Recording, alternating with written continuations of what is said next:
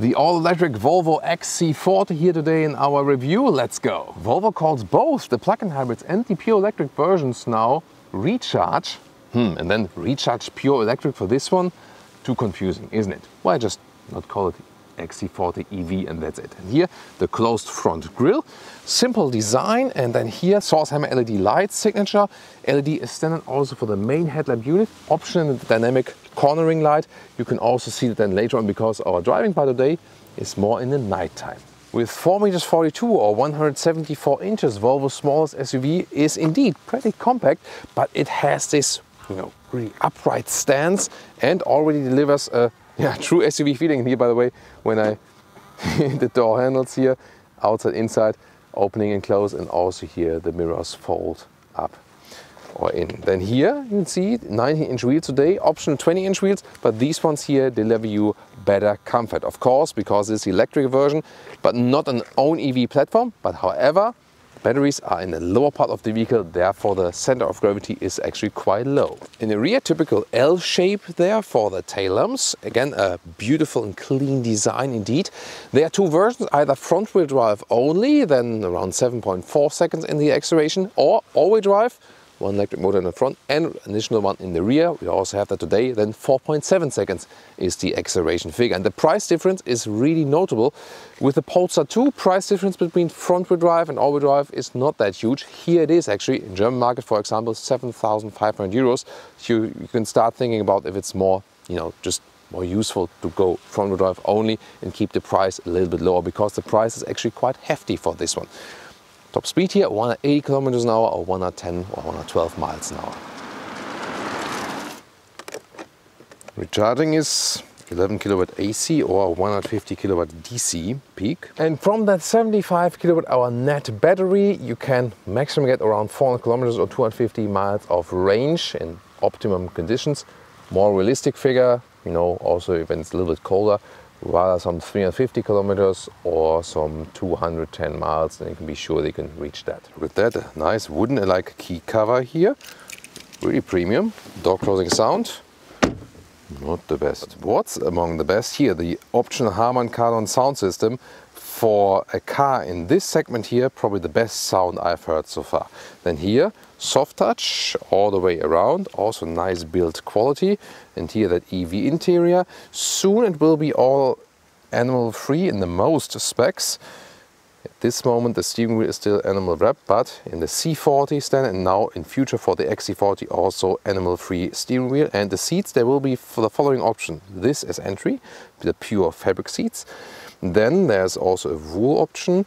Then there's an option where we have microfiber on the inside and leatherette on the outside, and also a full leatherette seat will be available. There's also still some headroom left with 1.86 or 6.1, although this one here is equipped with that panoramic roof that leaves a lot of nice light inside. The cool thing here about the XC40 is it's not the biggest SUV, but it already delivers a true SUV feeling when sitting here on the inside. Clean Scandinavian design on the interior, soft touch here, and a nice insert right there. 9-inch infotainment system. There's a lot of black piano lacquer, don't like it that much. And also the climate unit. No real hard buttons for that. You have to press here in the touchscreen, but at least it stays on the same level. And also for seat heating and heated steering wheel, you can access it right here. That's actually a very interesting feature, because the heated steering wheel in the third level is so strong and almost burns your hands. I like that because when it's really hot, it even could get through gloves actually. Steering wheel, in, out, up and down, easy process. Soon more details to the instruments and the infotainment. Here there's one hard button here with the volume knob actually, and the lower part inductive charging pad, but also two USB-C charging devices and adaptive cup holders, and a lot more space underneath here. And the digital instruments are clear to read, and when you put in the drive gear, then you also have the map here in the middle part. That's cool. The only thing is here, you have only the battery level here and not the projected range. I think they still should change that. We want to see that range. This infotainment system definitely a highlight. It's actually easy. You now have this range assistant that gives you an estimation here. That's what just was left actually, and also shows what's the best and what's the minimum actually you could reach. And then there's also this main menu here, for example. And the most important is, of course, here the Google Maps. really modern, up to date. It always depends on the web connection, of course, how well it works, and the same also accounts for the voice assistant. And this can also, you know, be, for example, here, set temperature to 23 degrees. It's here because I have not a good signal here. It takes ages. But set temperature to 23 degrees. See here now with a better web connection, it also works better. Changing the temperature to 23 degrees. There we go. But the thing is, you are totally reliant on the web connection. When you have it, then it's the best voice assistant. And when you set a route, by the way, is very important because you can let it search like this and directly start it, and you know, pick your charging stations on your own. But you can also tell the vehicle to calculate the best thing in advance, you know. So here there will be a suggestion for a charging station when it's almost empty. But when you hit here Edge Charging Stop, it will actually plan the charging stops on the route. In the rear, good result. Not a long car at all, but nice legroom here, even if you're tall. Also headroom wise, it does fit nice with the panoramic roof. Of course, a little bit more headroom without the panoramic roof. And also here, inside of the rear doors, good build quality, soft materials, really like that. The only thing is you do have a middle tunnel here because it's not an, you know, purpose-built EV platform. That's the only drawback. But again, you have a lot of space in the rear. That's a good result. And once again, nice build quality and very comfortable experience. Well, is there a frunk? Let's see. Yeah, there is. And then you can put a charging cable in there, for example.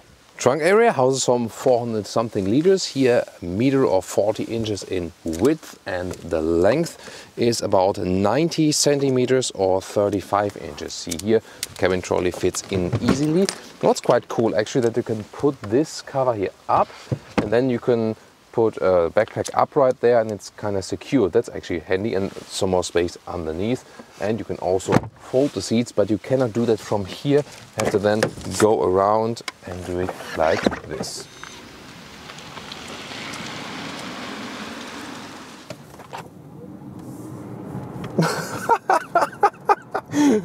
Welcome to Thomas's driving lounge here with the Volvo XC40 EV. And that was a little bit downhill. An acceleration 0 to 50 miles. Sorry. Yeah, that would have been for inner city a little bit too much, definitely. So that was 0 to 50 kilometers. Okay, so like 0 to 30 miles, something like that. And using this all-wheel drive performance from 2 electric motors, really great. And of course, downhill, that would have been even faster than the official figure. To 100 kilometers or 60 miles is 4.9 seconds. Pretty quick. There will also be a front-wheel drive only version coming up, where I have a lower entry price. Here, recuperation, when we're going downhill, when you get off the throttle, it is one pedal driving, definitely. Strong recuperation. However, you can also change that when you press this option, you know, button here, or well, this option field here in the touchscreen on the lower right, and then you can turn off one pedal drive. When I then drive and lift my foot off the throttle, rolling, rolling, rolling, rolling, rolling, rolling, rolling. Ha! So then I have to put my foot off on the brake to use the recuperation. There will be the same power of recuperation. It's just a different method. The question is really, do you want recuperation as soon as you lift your foot off the throttle? They have to be gentle with the throttle at some times. Or do you rather want to control it just with your brakes? And you remember, when you're coming from combustion engine cars, there's also engine brake. So recuperation is, in a way, you know that, you know? So, and also when you lift the foot off the throttle, you're already decelerating, and that can be also a safety thing. I also welcome you here today on this, you know, some dark evening, nighttime driving experience. Always has a special mood. So from time to time, I really like to do that. We can also check the headlight performance. You can see German motorway, Autobahn at night. Soon I'm going to accelerate it all the way out and also hit the maximum speed that this car can reach. What is it actually? We will find out together, but we're getting there step by step. Another interesting thing is here, you can, so I leave it in the one pedal drive feeling for now. then steering wheel firm, that is. So you can set steering wheel to firm, and what that does is that it just gives you a little bit more feedback, and I think that's actually a good thing, but definitely a matter of preference. I think I do prefer that because it just gives you a little bit more feeling. When you deactivate it, the steering is, whoa, very loose, especially when you switch that. When you first have the firm feeling, and then you deactivate, it's like, we've seen it, you're accelerating all over the place. So, yeah, I mean, for parking in and out, it's just easier if you're not that strong in your arms or something. Yeah, but especially on the motorway or something, or in corners, it just gives you also a little bit more calmness to the drive, I would say, because you're not oversteering anything. So probably I would leave it then in the firm mode, but yeah, I think it also depends on the situation. You can also here activate or deactivate the lane keeping aid or the steering assist, and then actually, so you can activate here left side of the steering. You can also set the speed there. And let's see how the active lane keeping assist masters here this construction lane on the motorway, because that's a harder task than the real lanes, you know. And here, for example, also there's the original lane, the white one, and the yellow ones are the construction lanes. That's how it is in Germany. You know, in the US, we have the standard yellow lines usually. And here, yeah, you know, in Germany we prefer white lines, you know. Just kidding. Don't do drugs and drive. Don't do drugs at all, you know. I never have taken any drugs, by the way. So yeah. So definitely here so far doing it very good. See here, although that's construction lane, not meant to take your hands off the steering wheel, but you see it's actually a quite good and smooth process. So actually very happy with what the car did here. And when there's a car approaching here, you also have the blind spot monitor. There you have this, you know, red line or boomerang. It's kind of like a boomerang, right? The blind spot boomerang. That's a good term, right? Why aren't they using it? So if any of the Volvo folks are watching, why don't you call it blind spot boomerang? That's such a great marketing name. Maybe I should switch into marketing. No, I'd rather stick with journalism, because then I can also blame people for something like, hey, you've done this wrong. Yeah, okay, back to the actual review. So, sorry about that. So what we're going to do now, so we see that the lane keeping assist works very well, blind spot monitor, so all the assistance systems, top notch really. Also very calm ride indeed.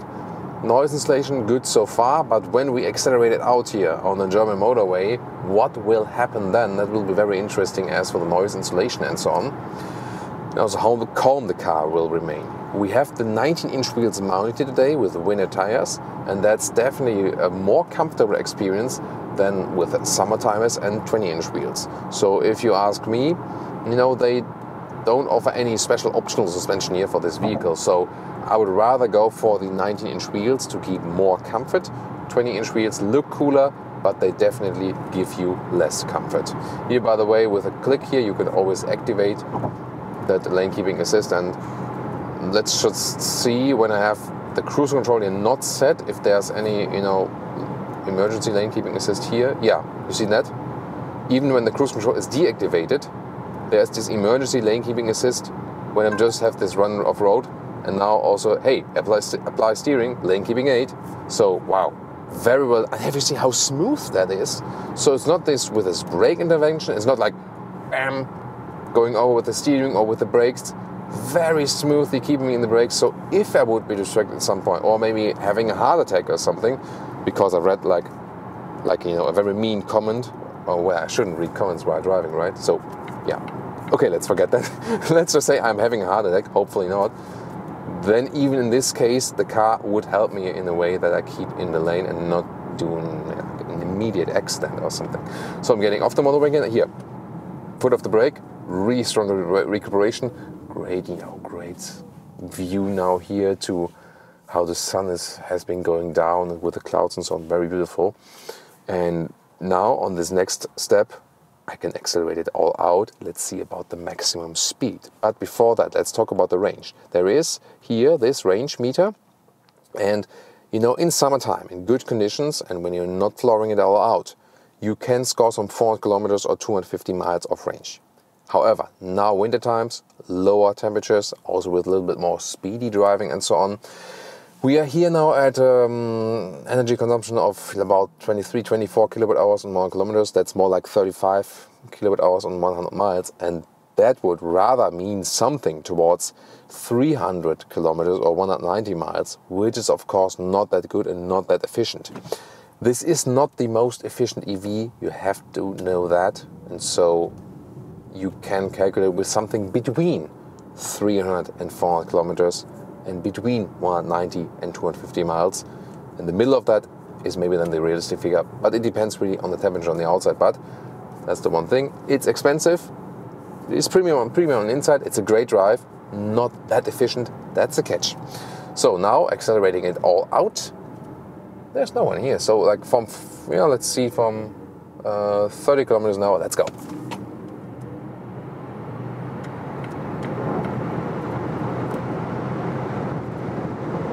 150, 180. So that's it. It was 180 kilometers an hour. So like 110 miles an hour, something like that. Wow, that was a great acceleration. And here now, I mean, it's getting quite noisy here now, definitely. And consumption here at top speed is at about, yeah, just over 60 kilowatt hours in 100 kilometers. Oh, there's the police. It's not the Autogefuehl police, it's the German police. Yeah, the Autogefuehl police is also German. But it's actually operating worldwide, you know. So, yeah, international police station, you know. So you've seen, and that means kind of when you drive this vehicle here at full speed, you could go like 130 kilometers or like 70 miles at full speed at 180 kilometers an hour. You got that? So drive full speed at 180 kilometers an hour or 110 miles an hour. You could actually go around 130 kilometers or 70 miles long or something like this. And it also shows, yes, EVs are not as efficient as for high-speed driving in general, but we also had other EVs which were definitely way more efficient also in this respect.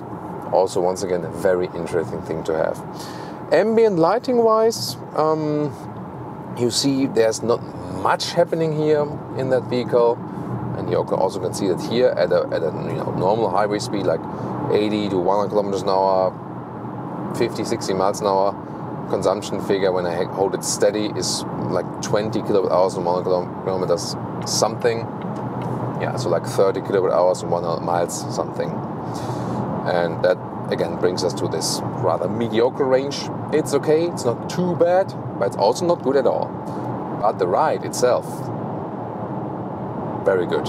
You know, it feels super sporty, calm, collected, has these very compact dimensions and low center of gravity. So fun factor in driving, really great. It's a lot of fun here to drive the Volvo XC40 EV, and it is more fun, no doubt, way more fun to drive an XC40 EV than one of these combustion engine brothers.